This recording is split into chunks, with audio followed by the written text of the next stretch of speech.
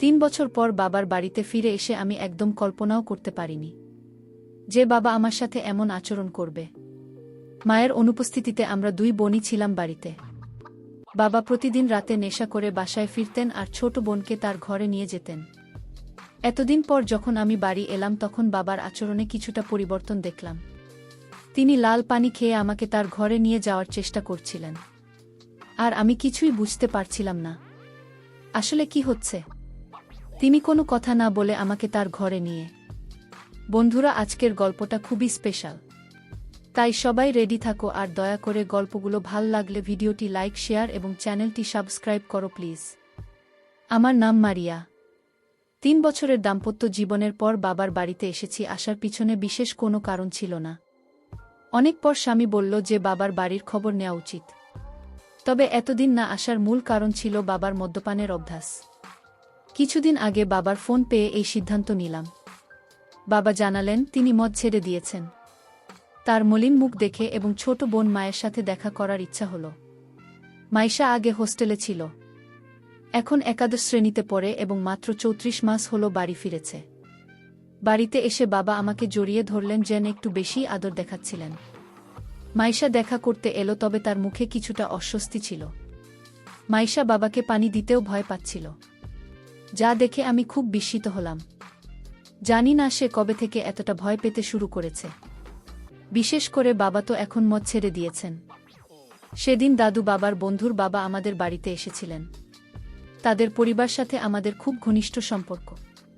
বাবার বন্ধু মারা যাওয়ার পর দাদু নিয়মিত আসতেন। বাবাকে মদ ছাড়তেও তিনি উৎসাহ দিয়েছিলেন। সেদিন বাবা দাদুর সাথে বাইরে গিয়েছিলেন। যখন বাবা ফিরে এলেন তখন তার মদ্যপ অবস্থায় দেখে আমি খুব বিস্মিত হলাম। দাদু বললেন, মেয়ে, তোমার বাবার খেয়াল রেখো। তাকে কতবার বলেছি মদ ছেড়ে দিতে, কিন্তু আজ সে মদ্যপানের কারণ হিসেবে বলল যে তার মেয়ে 3 বছর পর বাড়ি এসেছে। আসলে তোমার বাবা খুব জটিল মানুষ। আমি যখন বাবাকে তার ঘরে পৌঁছে দিতে যাচ্ছিলাম তখন তিনি আমাকে এমনভাবে ধরে রাখলেন যে আমি তার স্ত্রী। পরের দিন সকালে শ্বশুরবাড়ি ফেরার জন্য প্রস্তুত হলে বাবা আমাকে থামিয়ে বললেন, কোথায় যাচ্ছ? এসেছ তো মাত্র 1 দিন হয়েছে। আমি জবাব দিলাম, আপনি যদি মদ না ছাড়েন তাহলে আমি আর এখানে থাকব না। মনীষাকে নিয়ে যাচ্ছি। আমার কথায় বাবা বিচলিত হয়ে পড়লেন। মাইশা বাবার সৎ মেয়ে হলেও তিনি তাকে নিজের মেয়ের মতোই দেখেছেন। মায়ের মৃত্যুর পর বাবার দ্বিতীয় বিয়েতে মাইশা আমাদের জীবনে আসে। আমি মায়ের সাথে সবসময় নিজের ছোট বোনের মতোই ভালোবেসেছি। বাবার প্রতিশ্রুতি অনুযায়ী আমি আরও কিছুদিন থাকার সিদ্ধান্ত নিলাম। 1-2 দিন পর আমি মাইশাকে নিয়ে বাজারে গেলাম। তার জন্য অনেক সুন্দর পোশাক এবং মেকআপের সামগ্রী কিনলাম। বাড়ি ফিরে আমি মাকে বললাম, নতুন পোশাকগুলো পরে দেখতে একটি পোশাক। তাকে অনেক সুন্দর লাগছিল।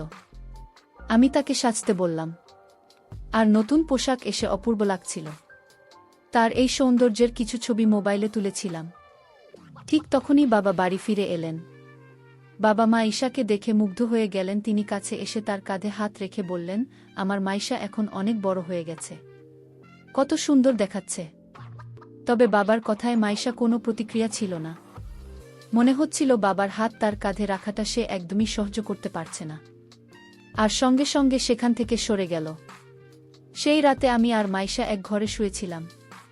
হঠাৎ ঘুমের মধ্যে দেখি মাইশা কান্না করছে। প্রথমে ভাবলাম হয়তো কোনো দুঃস্বপ্ন দেখছে, তাই ঘটনাটা এড়িয়ে গেলাম। কিন্তু কিছুদিন পর আবার দেখলাম একই ঘটনা।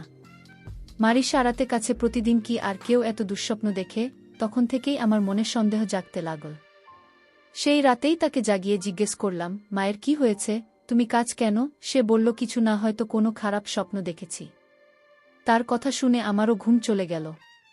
কিছুক্ষণ আমি ন্যাশ বাতির আলো বসেছিলাম। হঠাৎ আমার দৃষ্টি পড়ল মাসের দিকে।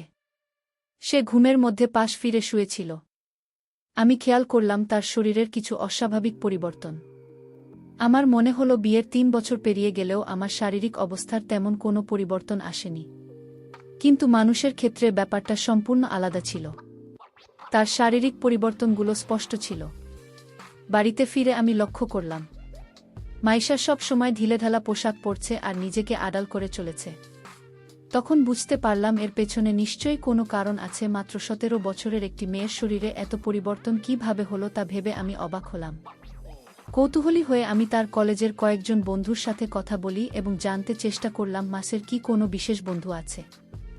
সবাই এক কথাই জানাল যে মাইশা মোটেও সে ধরনের মেয়ে না। সে কখনোই দায়িত্বহীন ছিল না। তবে সমস্যা কোথায় তা আমার বুঝতে হবে।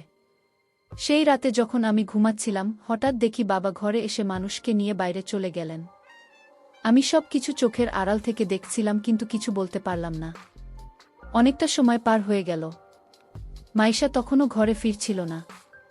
অবশেষে যখন সে ফিরে এলো, আমি খেয়াল করলাম তার হাঁটার স্বাভাবিক নয়। সে বেশ অস্বস্তি নিয়ে চলাফেরা করছে। পরের দিন দুপুরে যখন মাইশা কলেজ থেকে বাড়ি ফিরল, তখন আমি সরাসরি তাকে জিজ্ঞাসা করলাম, রাতে তুমি বাবার সাথে কোথায় গিয়েছিলে? সে বলল, বাবা ক্ষুধার্ত ছিলেন, তাই তাকে খাওয়াতে গিয়েছিলাম। মাইশার এই ব্যাখ্যা আমার ঠিক মনে হলো না। তখন আমি সরাসরি মাইশাকে জিজ্ঞেস করলাম, মাইশা, তুমি বাবাকে কেমন মনে করো? তিনি কি তোমাকে কোনোভাবে বিরক্ত করেন বা তোমার বয়সের তুলনায় বাসার ভারী কোনো কাজ করতে বলেন? মাইশা বলল, না না, বাবা তো আমার খুব যত্ন নেন। তারপর সে নিজের ঘরে চলে গেল। আমার বাবা এখনও বেশ তরুণ দেখতে ছিলেন। তার বয়স এখন 50 পার হয়নি। আমি দেখেছি তিনি সকালে নিয়মিত ব্যায়াম করেন এবং মায়ের সাথেও সঙ্গে দেখে নেন। কিন্তু তাদের মধ্যে কি চলছে তা আমি বুঝতে পারছিলাম না। একদিন হঠাৎ আমার ননদ ফোন করলেন। তিনি মানুষের জন্য একটি সম্পর্কের প্রস্তাব নিয়ে কথা বললেন। আমি তাকে জানালাম যে মাইশা মাত্র 17 বছরের মেয়ে। তখন তিনি বললেন, প্রস্তাবটি খুব ভালো, ছেলে প্রতিষ্ঠিত। নন্দের কথায় আমি ছেলের পরিবারের সাথে যোগাযোগ করলাম এবং তাদের বাড়িতে আমন্ত্রণ জানালাম। যখন তারা মাইশাকে দেখলেন, ছেলের মা বললেন, আপনার বোনের বয়স কি সত্যি 17? দেখুন, এই মেয়ের শরীরে বয়সে বড় পার্থক্য রয়েছে। এমনকি ছেলের মা স্পষ্টই জানিয়ে দিলেন। কিন্তু ছেলের মা স্পষ্টভাবে বিয়ের প্রস্তাব ফিরিয়ে দিলেন। কারণ তাদের মনে হয়েছে মানুষের শারীরিক গঠন তার বয়সের তুলনায় অনেকটাই বেশি। আসলে আমাদের তেমন তারা ছিল না তার বিয়ের বিষয়। তবে নন্দের অনুরোধে আমি তাদের বাড়িতে ডেকেছিলাম। আমি এই দেখার ব্যবস্থা এমন এক সময়ে করেছিলাম যখন বাবা বাড়িতে ছিলেন না এবং আমি তাকে কিছু জানাইনি। কিন্তু যখন বাবা জানতে পারলেন, তিনি খুব রেগে গেলেন এবং বললেন, তুমি কি পাগল হয়েছ? মাইশা মাত্র 17 বছরের মেয়ে, আর তুমি তার জন্য এখনই প্রস্তাব আনছ। যদি এখানে থাকতে না পারো তবে নিজের শ্বশুরবাড়িতে চলে যাও। বাবার এই প্রতিক্রিয়ায় আমি হতবাক হয়ে গেলাম। কারণ এটা তো কেবল সাধারণ একটি দেখাশোনা ছিল, বিয়ে ঠিক করিনি। বাবার মাইশার প্রতি অতিরিক্ত মনোযোগ আমাকে চিন্তিত করেছিল। যদিও আমি সরাসরি কিছু সন্দেহ করিনি, তবে তাদের আচরণ আমাকে ক্রম সন্দেহজনক লাগতে শুরু করেছিল। মনীষাকে প্রায়ই বাবার পিছনে ঘুরতে দেখতাম। বাবা আমার সাথে এত রাগ করলেও আমি শ্বশুরবাড়ি যেতে চাচ্ছিলাম না। দাদু, যিনি আমাদের বাড়ি থেকে 2টি বাড়ির পরে থাকতেন, আমাদের মধ্যে এই সমস্যা লক্ষ্য করেছিলেন। তিনি বাবাকে বোঝানোর চেষ্টা করলেন যে মেয়ের সাথে এমনভাবে কথা বলা উচিত না। কিন্তু বাবা কারও কথা শোনার মতো অবস্থায় ছিলেন না এবং রেগে নিজের ঘরে চলে গেলেন। তার পিছনেই মাইশা এক গ্লাস পানি নিয়ে ঘরে ঢুকে গেল, যেন বাবার প্রতি তার অতিরিক্ত খেয়াল ছিল। দাদু আমাকে বললেন, মারিয়া, যদি তোর বাবার এই আচরণ পছন্দ না হয়, তুই নিশ্চিন্তে শ্বশুরবাড়ি চলে যা। আমি এখানে দুজনেরই খেয়াল রাখব। কোনো চিন্তা করিস না। দাদু খুব দায়িত্বশীল মানুষ ছিলেন এবং সবসময় আমাদের বাড়ির খেয়াল রাখতেন। 2 দিন পর আমি শ্বশুরবাড়ি চলে গেলাম। সেখানে পৌঁছে দেখি আমার ননদ আগে থেকেই এসেছে। সে বলল, মারিয়া, আমি তোকে শুধু একটা পরামর্শ দিয়েছিলাম। ওই পরিবার থেকে আমার কাছে ফোন এসেছিল। তিনি বললেন, তোমার বোন সম্পর্কে আমাকে কিছু ভিন্ন কথা বলা হয়েছে। তারা বলেছে মেয়েটি বিয়ের আগেই শরীরে অদ্ভুত পরিবর্তন করেছে। আমার শ্বশুরবাড়িতেও মাইশা শারীরিক পরিবর্তন নিয়ে কথা হচ্ছিল। এরপর ননদ আমাকে বললেন, মারিয়া, রাগ করো না। তবে এখনও তোমার হাতে সময় আছে। তুমি এখনই ভালো কোনো পরিবারের সাথে মাইশার বিয়ের ব্যবস্থা করো। কারণ তার বয়স বাড়লে শরীরের পরিবর্তন আরও বেশি হবে। তখন তার জন্য উপযুক্ত পাত্র খুঁজে পাওয়া কঠিন হয়ে যাবে। নন্দের কথা সত্যি ছিল। আমি তার কাছ থেকে আরও 4-5টি প্রস্তাবের যোগাযোগ নম্বর নিলাম এবং সরাসরি আমার বাবার বাড়িতে চলে গেলাম। সেখানে গিয়ে বাবাকে স্পষ্ট বললাম, আমি মানুষের জন্য সম্পর্ক দেখতে শুরু করেছি। বাবা এতে রেগে গেলেন। কিন্তু আমি তার রাগের পরোয়া করলাম, কারণ আমি আমার বোনের ভবিষ্যৎ নিয়ে চিন্তিত ছিলাম। বাবা তর্ক করে বললেন, মায়ের বিয়ে হয়ে গেলেও আমি কিভাবে বাড়িতে একা থাকব? তোমার মা চলে যাওয়ার পর মাইশা আমার জন্য মায়ের মতো হয়ে উঠেছে। বাবার কথা শুনে আমি কিছুটা বিরক্ত হয়ে বললাম, আপনার স্ত্রীর মতো বলতে চান মানে সে খুব যত্নশীল? তিনি সঙ্গে সঙ্গে কথা ঠিক করে বললেন, মানে সে আমার খুব খেয়াল রাখে। তার বিয়ের পর আমার দেখাশোনা কে করবে? আমি বাবাকে বললাম, আপনার পেনশন তো আসে, আপনি একজন সেবিকা রাখতে পারেন যিনি ২৪ ঘন্টা আপনার যত্ন নেবেন। আসলে বাবাকে বোঝানোর প্রয়োজন ছিল না, কারণ মাইশা সবসময় আমার কথা শোনত। আমার দেখার ৪-৫টি সম্পর্কের মধ্যে একটি পরিবার মনীষাকে পছন্দ করেছিল। সেই পরিবার আমাদের শহরে ছিল এবং ছেলেটি একটি বড় কোম্পানিতে চাকরি করত। মাইশার ১৮ বছর হতে এখনও ১ মাস বাকি ছিল। তবে আমি কাউকে কিছু না জানিয়ে সেই সম্পর্কটি ঠিক করে দিলাম এবং দ্রুত তার বিয়ে দিয়ে দিলাম। মনীষার বিয়ে হয়ে যাওয়ায় আমি আমার নিজের মনে শান্তি পেলাম। হ্যাঁ, কিন্তু আমি যেমনটা ভেবেছিলাম তেমন কিছুই হয়নি। বিয়ের প্রথম রাতের পরে দ্বিতীয় দিনেই মাইশা বাড়ি ফিরে এসেছিল। তার স্বামী রাগ করে তাকে বাড়িতে রেখে চলে গিয়েছিল, আর মাইশাও কাঁদছিল। আমি তাকে জিজ্ঞাসা করলাম, মাইশা, মাত্র একদিনেই এমন কি ঘটক শ্বশুরবাড়িতে যে তোমার স্বামী এত রেগে গিয়ে তোমাকে এখানে রেখে দিল? তখন সে বলল, আমি ওর সাথে থাকতে পারব না। মাইশা সঠিকভাবে কিছু বলতে চাইছিল না। তাই আমি তার স্বামী ফোন করলাম এবং জিজ্ঞেস করলাম কেন সেমাই সাথে তার বাপের বাড়িতে রেখে দিল। তখন তার স্বামী বলল, তোমার মাইশা প্রথম রাতে কিছু অশোভন কথা বলেছে। যখন আমি তার কাছে গিয়েছিলাম সে বলল, আমি তোমার সাথে মানিয়ে নিতে পারব না। আমি শুধুমাত্র আমার বাবার সাথে অভ্যস্ত, মাত্র ১৭ বছরের একটি মেয়ে এমন কিছু বলবে তা শুনে আমার কাছে অদ্ভুত লেগেছে।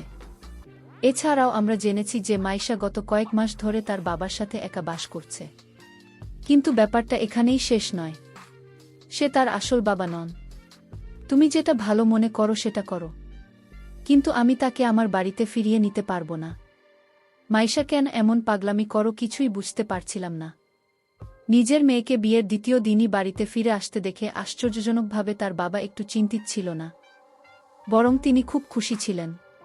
গত কয়েকদিন ধরে তিনি রাতে মাশাকে তার ঘরে ডাকতেন এবং বসাতেন। কিছুদিন পর আমার সামনেই তিনি মানুষের জন্য কিছু পোশাক কিনেছিলেন যা তার দেহের মাপে যথেষ্ট ছোট ছিল। তখন মাইশা সেই পোশাকগুলো পরেনি। কিন্তু রবিবার আমি যখন আমার বান্ধবীর বাড়ি গিয়েছিলাম সেখান থেকে ফিরে এসে আমি দেখলাম যে মাইশা সেই ছোট পোশাক পরে বাড়ির মধ্যে ঘুরে বেড়াচ্ছে।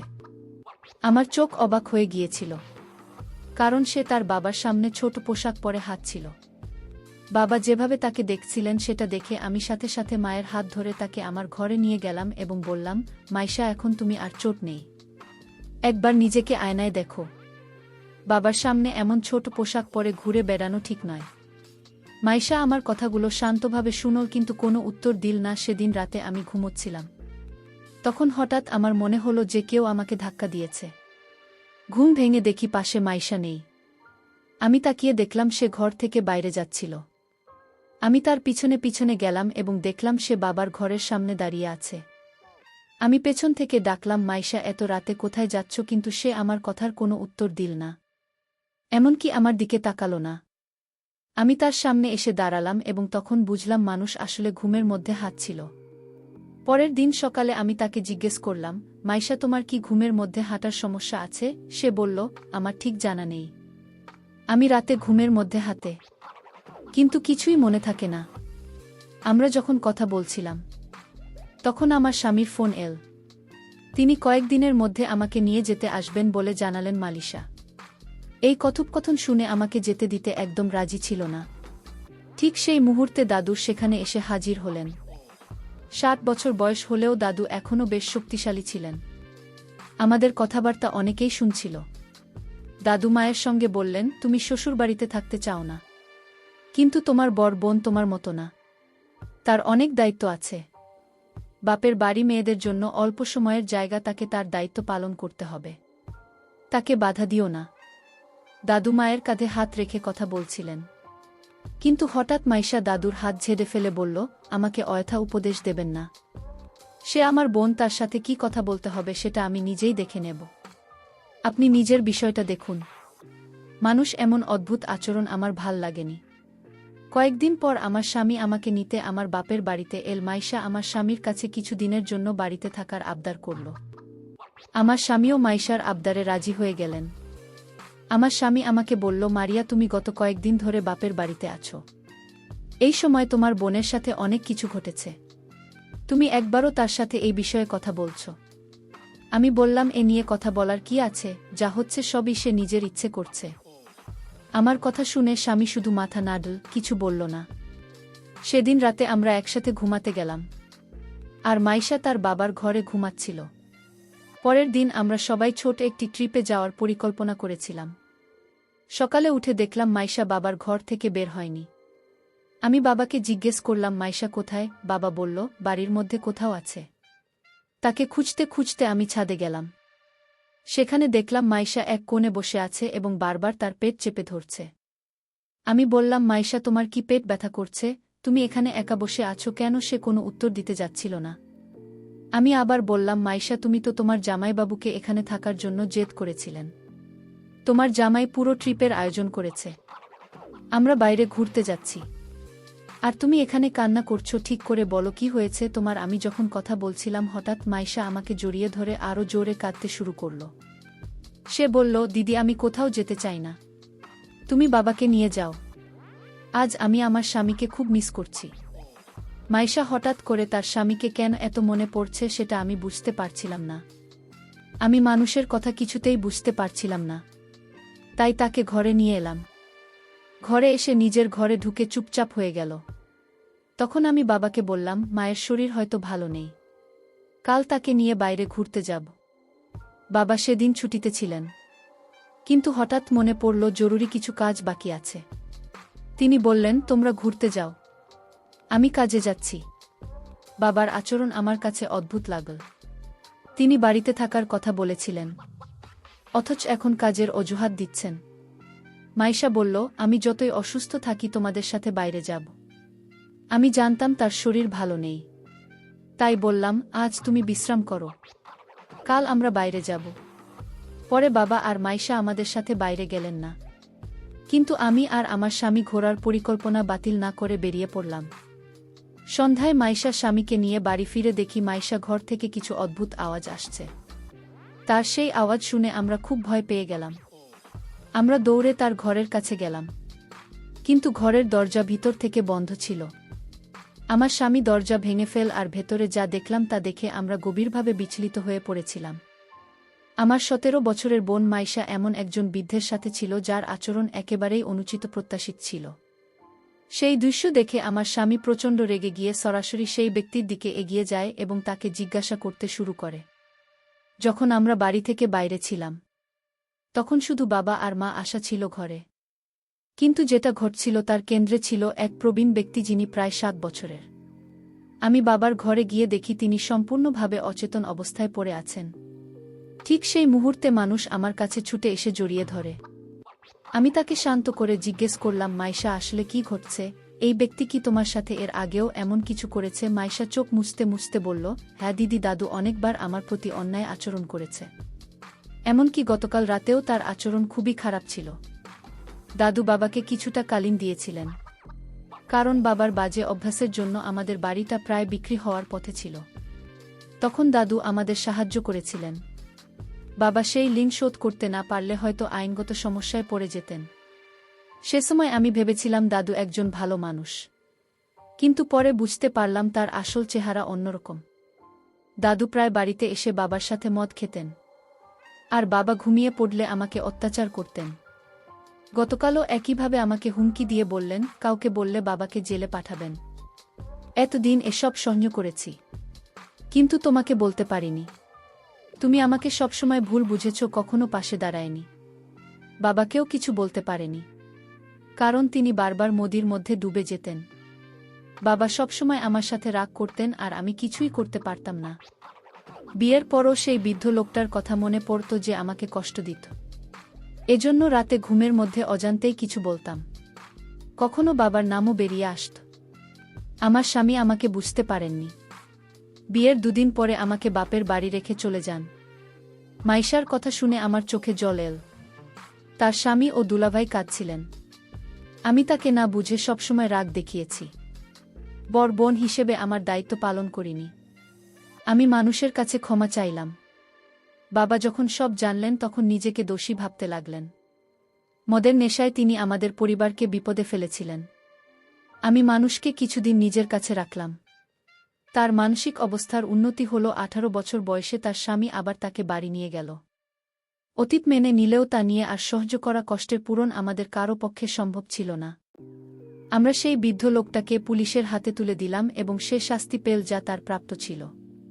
বন্ধুরা, বাচ্চাদের যত্ন ও ভালোবাসা গুরুত্বপূর্ণ। পরিবারের সবাই মিলে নিয়মিত কথা বলা ও নজর রাখা উচিত যাতে তারা সুখে থাকে এবং কোনো চাপের মধ্যে না থাকে। গল্পটা কেমন লাগল জানাতে ভুলবেন না। এমন আরও মজার মজার গল্প শুনতে চাইলে ভিডিওটি লাইক, শেয়ার এবং চ্যানেলটি সাবস্ক্রাইব করে বেল আইকনটি ক্লিক করতে ভুলবেন না। ধন্যবাদ তোমাদের।